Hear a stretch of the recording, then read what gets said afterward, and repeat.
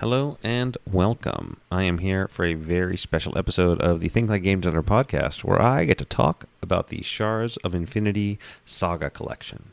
What is the Shards of Infinity Saga Collection, you ask? Well, it is the ultimate version of my deck building game, Shards of Infinity, which includes all the content from all the expansions, every promo card we've ever released, super cool upgraded components, a brand new Saga game mode, and a bunch of new promo cards that we are going to unlock in the Kickstarter. So the Kickstarter is going live at the same time that this episode releases. So that's Tuesday, July 11th, launching at 10 a.m. Pacific time.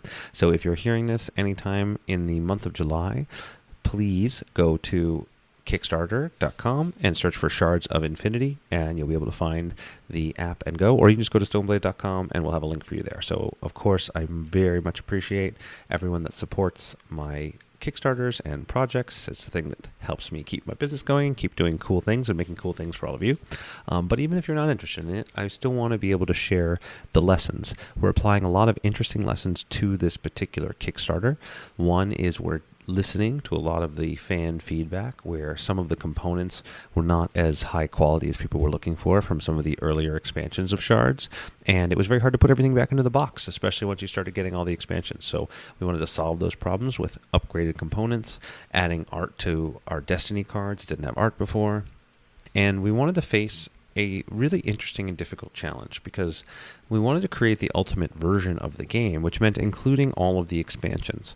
But what that means is we now have all of the rules and all of the components that are being presented at once. Now, if you're a fan of Shards of Infinity and you've played it all the way along, then this is going to be an easy upgrade for you.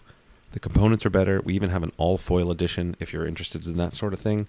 So it's a great upgrade. But if you're new to the game, one of the things that we focus on when we're designing expansions at Stoneblade Entertainment is introducing little bits of new information at a time. The base version of the game, Shards of Infinity, is just like every other one we make, is as stripped down as we can make it to make the core tension the most important part of the game, which is a deck building game, which uses an innovative mastery mechanic, which is sort of like your personal leveling up, to make the cards transform and get better. And this is kind of the main innovation of Shards of Infinity, so that instead of just paying to buy cards, you can choose to pay to increase your mastery level, and then cards get more powerful, including the Infinity Shard that starts in your starting deck, that starts off, it'll only do 2 damage when you draw it, but if you can get all the way up to 30 mastery and draw this card, it does infinite damage. Hence the name, Shards of Infinity, winning you the game immediately.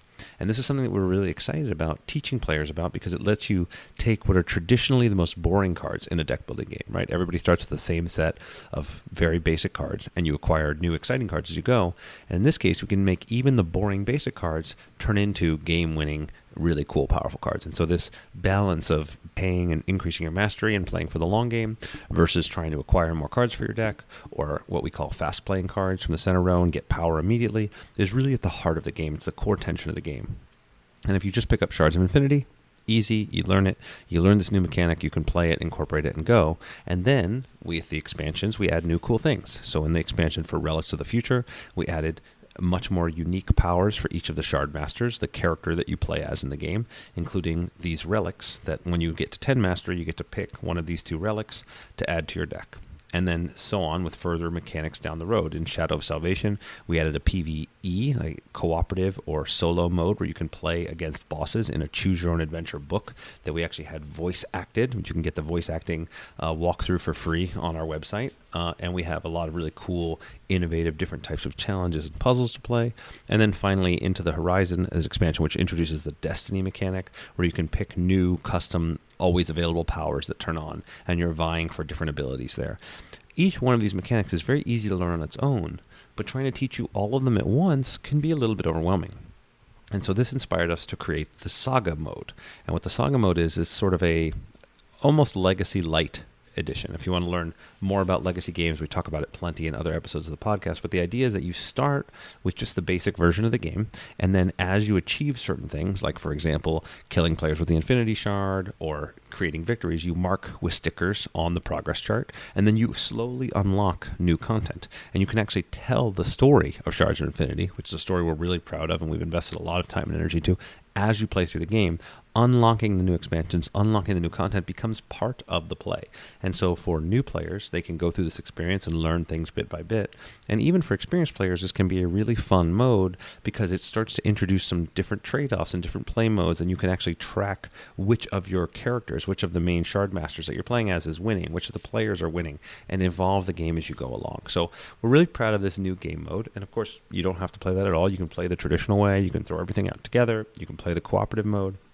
We've also added a 6th Shard Master. In the original game, there were only 4, and we introduced one more in Shadow of Salvation. And so now there's 6, so you can play up to 6 players, which also expands the content. And so really, whenever you're working on expansions, whenever you're working on new things, you always have to answer the question, what's new and exciting about this product, and how does it stay true to the core of what the experience was? And we feel that the Shards of Infinity Saga collection creates this definitive mode. Now, there's a couple of other things we're doing with this Kickstarter, and I want to talk about the principles of Kickstarters, because it's not an easy track, right? As a company, we've raised close to $2 million or so on Kickstarter, and each project is unique. And one of the things we're trying to do, one of the most important things, is to have clarity on your page. And so we've reduced the number of tiers. You basically can choose to back where you just want to get access to the pledge manager and not make a decision. You can back it to get the game, which is all one SKU, everything in it. You can get it with the all-foil version if you're into the fancy stuff. And if you want, you can get extra sleeves to protect your cards and a cool neoprene playmat. And that's it.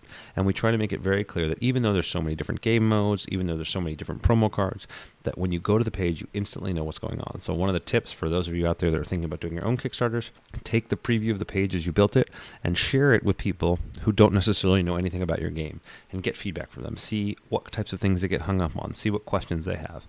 Both use that to prepare an FAQ, frequently asked questions page, but also use it to make sure that you answer those questions ahead of time, so that when you look at the page, they won't even have those questions, because every question that a potential backer has, every uncertainty that they have, it increases the likelihood that they're going to leave the page, and then they're not going to come back, and they're not going to back and support your project. So one of the things that I think we've done the best at over time is just getting more and more clear with our offering. So it's something that's really important. What's the clear message? Why will I like this game? What am I getting if I back? What's the value and the unique value proposition for me? And then finally, be able to answer the question of why go to Kickstarter, right? We could have launched this game normally without having to go to Kickstarter. It's not that hard to make because we've made a lot of this product already, but we wanted to be able to engage directly with fans because it lets us do the coolest things, right? We can have higher quality components when we sell direct to consumers through Kickstarter than when we sell it through distribution. We can also get to unlock cool new stuff like extra new promos and have this super cool foil version, which probably won't even make it to retail. In essence, it's something just we're passionate about, and it's letting us build exactly the kind of thing that we want to build, the coolest version of the game that we can think of, and be able to interact directly with fans and do that. The final tip I'll give in terms of just how to design these things for Kickstarters is over time we have learned to shrink our Kickstarters. This Kickstarter is only going to last for 16 days.